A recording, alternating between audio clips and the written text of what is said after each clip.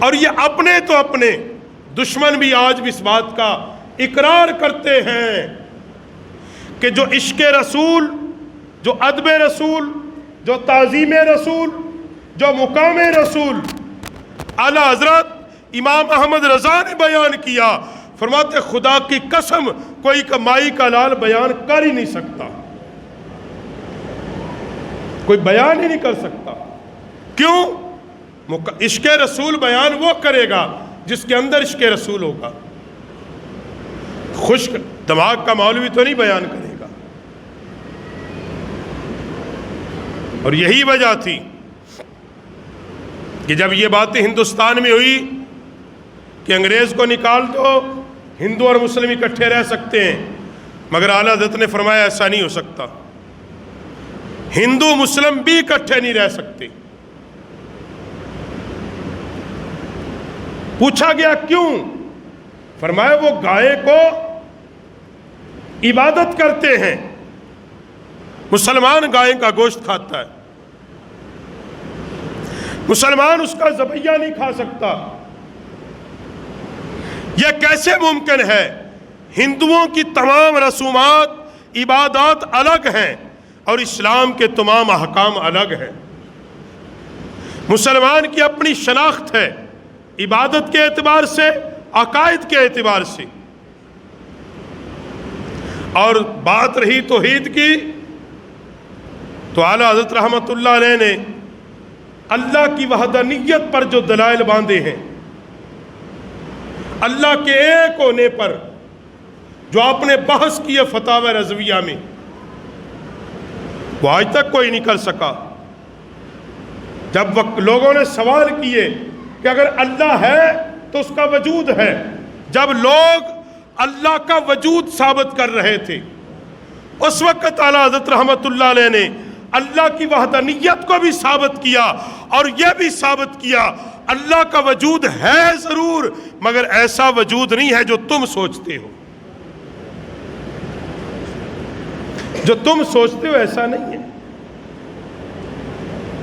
تو اس لیے ہندوستان کے اندر، برصغیر پاک و ہند کے اندر جس شخصیت نے عشق مصطفیٰ جگایا لوگوں کے اندر، ان کے جو گنبد خضرا سے ٹوٹا ہوا تعلق جوڑا، عشق رسول کی جو لہر بیدار کی، اپنے قلم سے، اپنی تقریر سے، اپنی تحریر سے، اپنی عمل سے، اپنی زبان سے، اپنی تدریس سے، وہ کوئی اور نہیں کر سکا۔ آپ کی قلم سے نکلنے والا ایک ایک جملہ عشق مصطفیٰ کا آغاز تھا، ادب مصطفیٰ کا آغاز تھا، تعظیم مصطفیٰ کا آغاز تھا۔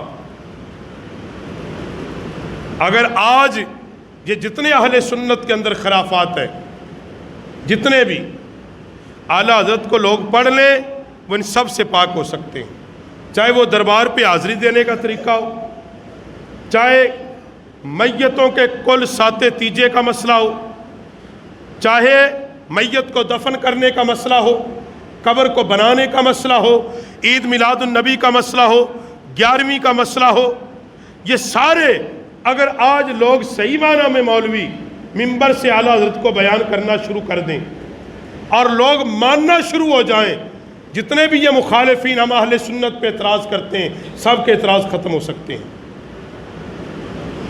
آپ نے اس سے بڑی بات کیا کی کہ آپ رحمت اللہ علیہ نے مزار پر انوار پر حاضری کا طریقہ لکھا۔ جب کسی بھی اللہ کے ولی کے دربار پہ حاضری دو، آپ نے فرمایا قبر کو ہاتھ بھی نہ لگاؤ، بلکہ قبر سے 4 ہاتھ دور کھڑے ہو کے فاتحہ کرو۔ آپ نے یہ فتویٰ دیا کہ قبر کو سجدہ کرنا تعظیم کے ساتھ حرام، اور عبادت کی نیت سے سجدہ کرنا کفر ہے۔ یہ کس کا فتویٰ؟ یہ اعلیٰ حضرت کا فتویٰ ہے اور بالاتفاق اہل سنت کا، بالاتفاق اس بات کا ہے۔ اسی طرح آپ نے جب تیجے ساتیں 10ویں پہ بات کی، کوئی موضوع آپ نے چھوڑا ہی نہیں، اس پہ بات کی تو آپ نے اتنا احتیاط کیا کہ جو ختم دلانے والا ہے وہ مرحوم کے ترکے میں سے نہیں کرے گا، کیونکہ وہ ترکہ اس کے وارثین کا ہے۔ اگر اس کے وارثین نابالغ ہیں استعمال نہیں کرو، اگر بالغ ہیں تو ان سے اجازت لینا لازم ہے۔ اتنی احتیاط کی آپ نے، اس درجے پہ بات کی آپ نے۔ اور تقوی اور طہارت کی بات کریں، اعلیٰ حضرت رحمۃ اللہ علیہ آپ اپنی جیب میں ہندوستان کے روپے نہیں رکھتے تھے۔ یہ نہیں کہ آپ کچھ استعمال نہیں کرتے تھے، مگر کسی نے پوچھا تھا کہ کیوں نہیں رکھتے؟ فرمایا اس پر اس وقت کو کہ انگریز کی حکومت تھی، کا اسلام کے دشمن کی تصویر ہے، آپ نہیں رکھتے تھے۔ اور اس وقت اس زمانے میں آپ نے یہ فتویٰ دیا کہ جیب میں رکھ کے نماز نہ پڑھو، جو بعد کے حالات میں علماء نے بدلا۔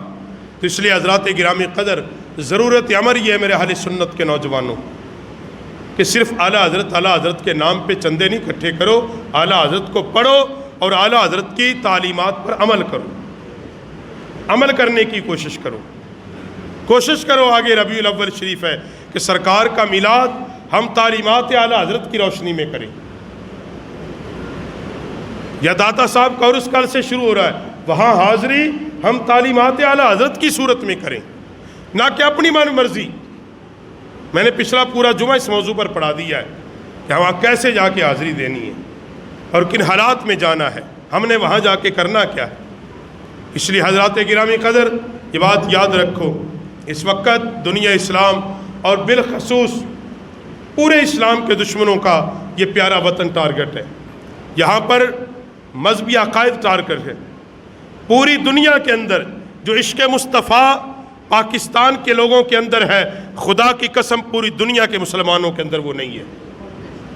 یہ بات یاد رکھ لیں، پاکستان کا مسلمان پوری دنیا میں جہاں بھی جاتا ہے اس کی پہچان یہ ہے کہ یہ نبی علیہ السلام کے سچے عاشق ہیں، یہ حضور کے وفادار ہیں۔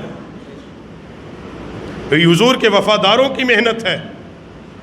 کل بھی جو فیصلہ واپس ہوا سپریم کورٹ سے، یہ ایسے نہیں ہو گیا، یہ حضور علیہ السلام کے وفاداروں کی محنت سے ہوا ہے، مجاہدین ختم نبوت کی محنت سے ہوا ہے، ان کی جان فشانی سے ہوا ہے، ان علماء کی قربانیوں سے ہوا ہے۔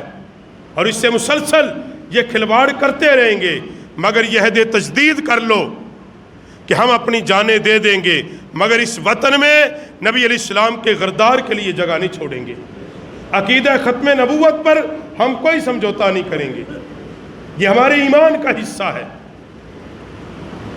یاد رکھ لیں، یہ پھر سے کسی صورت میں حملہ آور ہوں گے، کسی نہ کسی صورت پر یہ حملہ آور ہوں گے، مگر ہم ان علماء کی عظمتوں پر قربان اور ان کی عزتوں اور ان کی عظمتوں کو سلام کہ جنہوں نے اپنا سب کچھ داؤ پہ لگا کے اس بات پہ کھڑے رہے، اس کے لیے محنت کرتے رہے کہ ہمیں چاہے سولی پہ ٹانگ دو، پھانسیاں لگا دو، کوڑے مارو، باندھ دو، سلاخوں میں ڈال دو، مگر ہم کسی صورت میں بھی ہم مصطفیٰ کے ناموس ختم نبوت اور عقیدہ ختم نبوت پر ہم سمجھوتا نہیں کر سکتے۔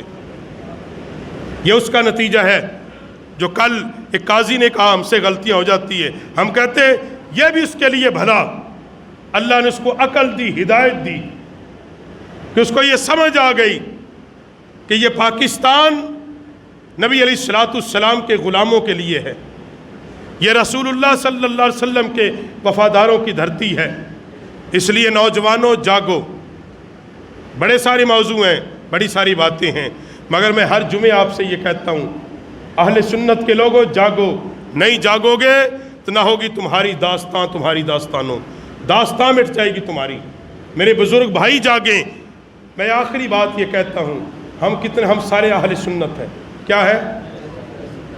کیا ہے اگر میری اولاد کوئی دوسرا مذہب اختیار کرے، قصور کس کا ہے؟ بولو، کس کا قصور ہے؟ باپ کا ہے یا نہیں ہے؟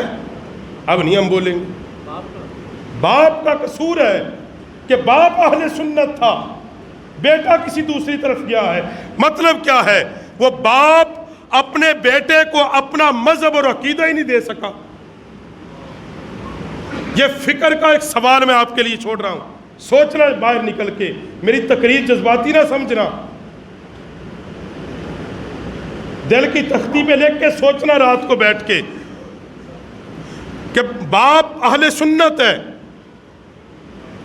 اور بیٹا کسی دوسرے عقیدے پر ہے، اس کی زندگی میں کیا اس کے لیے لمحہ فکریہ نہیں